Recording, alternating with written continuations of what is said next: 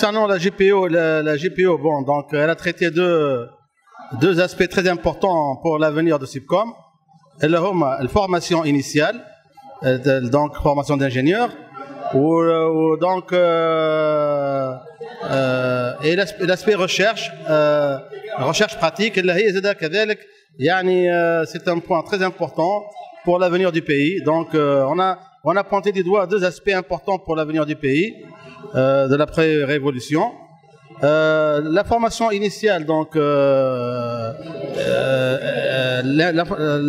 formation initiale, elle doit, pour pouvoir répondre au mieux aux besoins du tissu industriel, il faut qu'elle puisse répondre aux besoins de façon parfaite.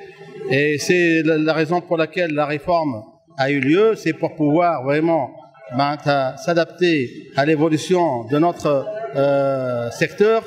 Vous savez très bien que le secteur le plus évolutif depuis des années à l'échelle mondiale, c'est les télécoms. Donc les télécoms, c'est vraiment par excellence le domaine où il y a eu le plus d'évolution. Et donc rester sans rien faire par rapport à l'évolution technologique, c'est vraiment mourir à petit feu. Et donc, conclusion, la réforme, elle est là, elle est très importante, vraiment pour pouvoir donner de l'élan et donner donc donner du pouvoir aux étudiants, aux futurs ingénieurs pour répondre aux challenges et aux défis qui attendent le pays. L'aspect secondaire, c'est la recherche pratique. On a besoin de cette recherche. Pourquoi?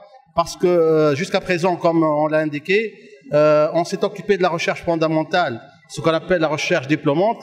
Ça a permis, bien sûr, à plusieurs étudiants d'avoir leur thèse, de pouvoir ensuite occuper des postes dans l'enseignement supérieur.